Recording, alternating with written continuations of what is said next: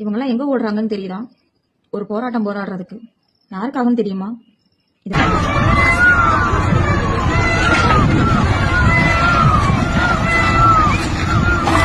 பெரிய அழுகுரல் கேக்குதா? அந்த அழுகுரல் என்ன குரல் தெரியுதா? மயிலோட குரல். 1 மைல் 2 மைல் இல்ல, எத்தனை மைல்களோ கூக்குரல் கேட்ட மட்டும் இருக்கு. எங்கன்னு தெரியுமா? ஹைதராபாத்ல. எதுக்காக தெரியுமா? ஐடி பார்க் உருவாக்க போறாங்களாம். எங்க? அந்த ஹைதராபாத்துக்குள்ளேயே இருக்கிற ஒரே ஒரு கிரீன் ஏரியா அது மட்டும்தான். அந்த 400 ஏக்கரை அழிச்சு இந்த ஐடி பார்க் உருவாக்க போறாங்க. அதுக்காக அங்க இருக்கிற விலங்கினங்கள் எல்லாத்தையும் வெளியில அழிச்சு கத்துற மாதிரி கிட்டத்தட்ட எத்தனை புல்டோசர்களை கொண்டு வந்து காட்டை அழிச்சு அதுகளை வெளியேற்றி பாவம் அதுகளோட கதறல் சத்தை கேட்கும்போது காது வலிக்குது. நைட்டு தூக்கம் வரல. அந்த நியூஸை பார்க்கும்போது நைட்டு சுத்தத்துக்கு தூக்கம் வரல.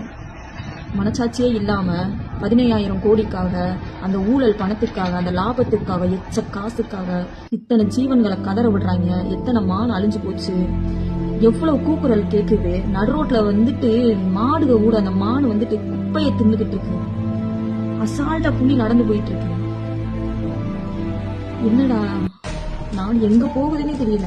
எதுல சாங்ஷன் பண்ணணும், எதுல வேலை வாய்ப்பு கொடுக்கணும் அப்படிங்கிற ஒரு இங்கிதமே தெரியாம அரசியல்வாதிகள் இப்படி அந்த காசுக்காக அந்த ஒரு காசுக்காக உன் குடும்பம் நல்லா இருக்கணுன்றதுக்காக, ஓ சந்ததி நல்லா இருக்கணுன்றதுக்காக இத்தனை உயிர்களை பழி வாங்குறீங்க. பாவமா இல்லையா? பாவமா இல்லையா? அந்த கதறல் சத்தம் கண்டிப்பா சொல்றேன் பெரிய பாதிப்புகளை கொண்டு போய் விடும். பெரிய பாதிப்புகளை கொண்டு போய் விடும். நம்ம எப்படி ஜல்லிக்கட்டுக்கு போராடணுமோ அதை விட இப்போ உயிரினங்களுக்காக இவங்க போராடிக்கிட்டு இருக்காங்க. ஆனா அதுல ஒரு பிரயோஜனமே இல்லை. எல்லாரையும் அடிச்சு வட்டிக்கிட்டே இருக்காங்க. அதிக அளவுல போராடுறது அந்த ஊருக்கார மக்களும் மட்டும்தான். அவங்களும் அந்த காலேஜில் படிக்கிற பிள்ளைங்க மட்டும்தான் அந்த இடத்துல வரவே கூடாது, இந்த விலங்கினங்கள் எல்லாம் சாகக்கூடாதுன்னு சொல்லிட்டு இயற்கை ஆர்வலர்கள் என்ன புடுங்குறாங்கன்னு தெரியல. விலங்கின ஆர்வலர்கள் என்ன புடுங்குறாங்கிறது தெரியல. என்னத்துக்கு இருக்கீங்க? இல்ல நீங்களும் காசை வாங்கிட்டு நீங்களும் திங்க போயிட்டீங்களா? அந்த மழை கழிவுகளை திங்கிறதுக்கு பதிலா செத்து தொலைஞ்சிருங்கடா. தமிழ்நாட்டுல இதே மாதிரி திருச்சியில மணப்பாறையில 28 ஏக்கர்ல பெப்சிகோ நிறுவனம் வரப்போகுது. என்ன செய்ய போறீங்கன்னு தெரியல. எப்படி அதை சரி பண்ணி கொண்டு போக போறீங்கன்னு தெரியல.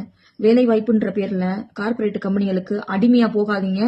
கேவலமான ஒரு அரசியல் ஓடிக்கிட்டு இருக்கு இந்தியாவுல. கேவலமான அரசியல்.